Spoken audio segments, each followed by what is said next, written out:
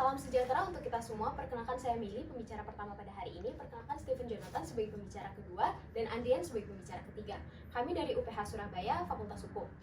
Kami akan membahas argumentasi kontra tentang Bawaslu tidak berwenang dalam mengadili pelanggaran pemilu pasca penetapan hasil pemilu nasional. Indonesia merupakan negara demokrasi di mana tentunya ada pemilu dan ada sengketa dan perselisihan terjadi di dalamnya. Undang-undang menunjuk MK dan Bawaslu untuk menangani sengketa dan perselisihan yang terjadi. Undang-undang yang dimaksud adalah pasal 24C Undang-Undang Dasar 1945 yang menunjuk MK untuk menyelesaikan perselisihan pemilu pasca pengumuman, dan sebelumnya mengenai proses yaitu pada Undang-Undang Nomor 7 Tahun 2017 tentang Pemilu yang menunjuk Bawaslu atau Badan Pengawas Pemilu untuk menyelesaikan perkara pada prosesnya. Nah, di sini kita bisa melihat bahwa Badan Pengawas Pemilu yang mengawasi pemilu sejak awal, dia tidak diberikan kewenangan lanjutan setelah ada pengumuman untuk bisa ikut berkontribusi memberikan pandangannya dalam proses setelah pengumuman tersebut. Nah, di sini kita melihat ada satu hal yang aneh, karena pengawasan di awal Bawaslu memastikan tidak ada kecurangan, tapi kewenangan ini dihentikan setelah pengumuman dan dilimpahkan ke MK.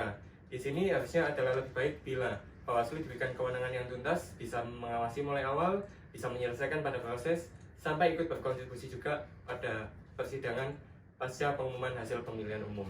Nah, kita melihat juga MK secara kelembagaan adalah lembaga yang memiliki banyak pekerjaan, memiliki banyak tugas dan wewenang, bersidang dalam intensitas yang tinggi mengenai hal-hal konstitutif, yang itu tentu sudah merupakan satu pekerjaan berat.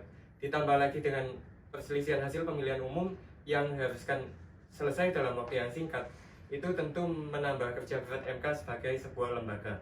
Nah, di sini kita melihat ada dua potensi yang bisa terjadi, yaitu yang pertama, MK memberikan keputusan yang salah, atau yang kedua, ada kecurangan yang terjadi di MK. Kenapa? Karena seluruh kewenangan ini dilimpahkan ke MK sebagai sebuah lembaga. Pepatah Inggris menyatakan bahwa power tends to corrupt, absolute power corrupts absolutely. Yang artinya bahwa ketika kewenangan yang besar itu dilimpahkan sendiri kepada satu lembaga, itu bisa menjadi satu hal yang berbahaya, karena di situ bisa terjadi kecurangan lain, di mana Bawaslu sudah tidak ikut-ikut di situ untuk mengawasi apakah ada kecurangan atau tidak. Hal ini menyebabkan perlunya rekonstruksi hukum mengenai Undang-Undang Nomor 7 Tahun 2017, tepatnya pada pasal 95 pada huruf A, di mana frasa menerima dan menindaklanjuti tidak dibatasi sejauh mana tindakan tersebut, sehingga harus diterapkan penafsiran ekstensif dalam ayat ini, sehingga Bawaslu juga memiliki kewenangan untuk mengadili pelanggaran pemilu pasca penetapan hasil pemilu secara nasional, karena Bawaslu lah lembaga yang mengawasi, Bawaslu yang mengerti keadaan di lapangan bagaimana. Tetapi perlu digarisbawahi, penjatuhan putusan oleh Bawaslu ini bersifat non-executable, yang artinya bukan bersifat menentang wewenang MK untuk memutus perselisihan hasil pemilihan umum. Malah, rekonstruksi hukum ini bertujuan untuk menjadikan Bawaslu berkolaborasi secara aktif dengan Mahkamah Konstitusi yang akan menjatuhkan putusan akhir tentang hasil pemilihan umum ini sendiri. Dengan ini, Bawaslu memiliki fungsi baru, yakni fungsi pembantuan, dengan cara menjatuhkan putusan yang kemudian menjadikan putusan ini sebagai alat bukti tambahan di MK, sehingga MK lebih kredibel dalam menjatuhkan putusan akhir nantinya.